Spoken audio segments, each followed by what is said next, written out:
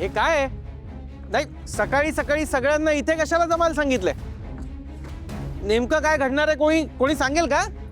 Hello, flat रिकामा करायचा आहे. अजून पॅकिंग सुद्धा झालं नाहीये बंडू. अरे काय चाललंय? कशासाठी बोलवलंय आम्हाला इथे? काय फेअरवेल पार्टी आहे का? नाही, सगळ्यांना बोलवलंय, पण तुमची लीडर कुठे आहे? आम्ही आलोय. या आणि आटपा लवकर. काय जागा रिकामी करायची? अरे हो, जागा रिकामी करायची नाही का? पण मला सांगा, तुम्हा सगळ्यांना खरंच मनापासून ही जागा रिकामी करायची का? नाही म्हणजे इतकी वर्ष झाले तुम्ही या बुलबुल बागेत राहताय, आनंद होत असेल ना तुम्हाला हे सोडून जाताना? Are you mad?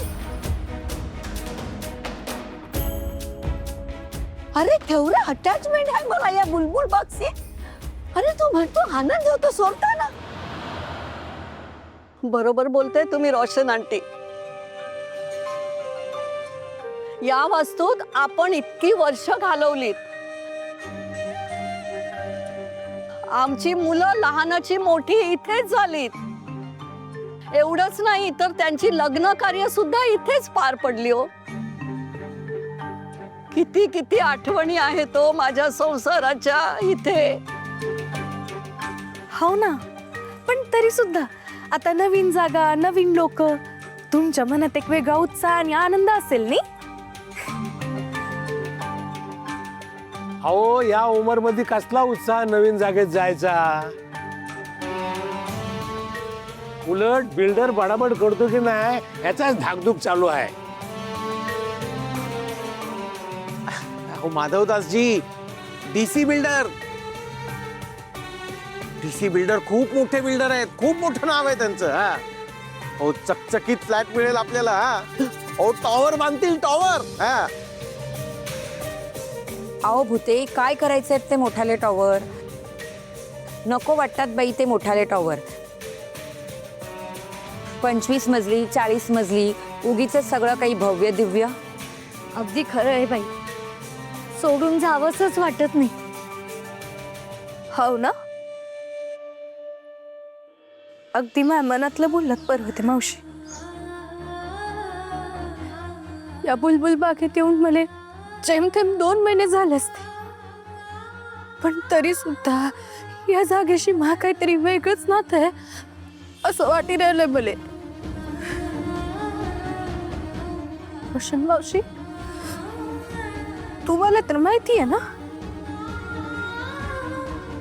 तुमच्या या घरात फक्त 2च खोल्या आहेत, पण तरी आम्हा 5 जणींना ही जागा कमी नाही वाटत. ना माले हे घर छोट नाही वाटत. का माहितीये का? कारण सगळ्या जणींनी एकमेकींना त्यांच्या मनात जागा दिली.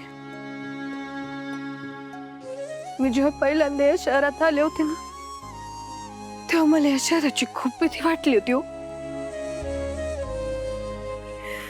पण संध्याकाळी जेव्हा मी घरी परत आले, प्रेरणाताई या गॅलरीमध्ये तुळशी समोर दिवा लावायच्या. जेव्हा तुळशी जवळ त्यांनी लावलेला दिवा पाहिला ना, तेव्हा मला गावाच्या घरी परत आले असं वाटलं मला. ए वल्लरी, काय इमोशनल ड्रामा चालवला? ओ, ती जे काही बोलते ते ऐकून घ्यायचं. भूते,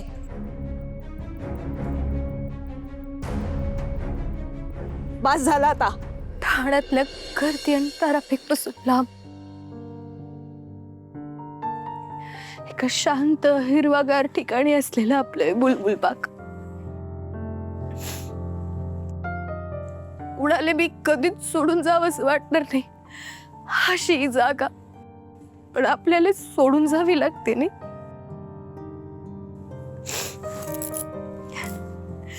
मला सांगा, तुमच्यापैकी कुणी बी स्वतःहून तुमच्या मनात आलं म्हणून बुलबुल बाग सोडून गेलं असतं का हो?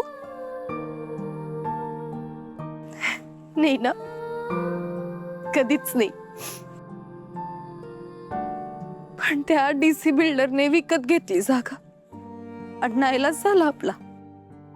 धमकीच दिली ना त्याने, तशी जबरदस्ती केली. पण मला सांगा, आपल्या कुटुंबातल्या एका व्यक्तीला जर का कोणी धमकी दिली तर मग आपण काय करू? सांगा ना, काय करू? अख्खं कुटुंब आपण एकत्र येतो आणि त्या माणसाच्या विरोधात उभं राहतो, हो की नाही? हो ना. मग जर काय बुलबुल बाग एक कुटुंब आहे, तर मग आपण एकत्र मिळून त्या बिल्डरच्या विरोधात काऊन नाही उभं राहू शकत? सांगा ना, काऊन उभं नाही राहू शकत एकत्र त्या बिल्डरच्या विरोधात? एक प्रेरणा, तू थांब नाही जरा. एकत्र कसा येणार? हा, ते पण त्या डेंजर बिल्डरच्या अगेन्स्ट. अगं वल्लरी, काय करणार आम्ही? काय आहे आमच्या आता, सांग ना.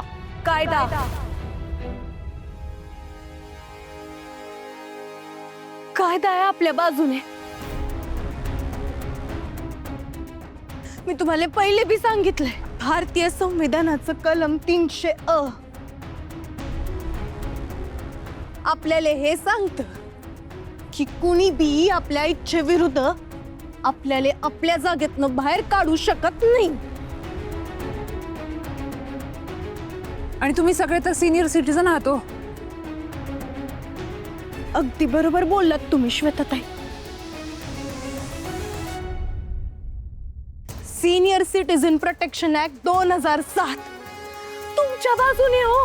हो, तुम्हाला जर का तुमचं हे घर रिकामं करायचं नसेल ना, तर असं लिहिलेल्या या कागदावर सह्या करा. मग तो दरप्ता तुमचं काय बी निवाकडं करू शकणार.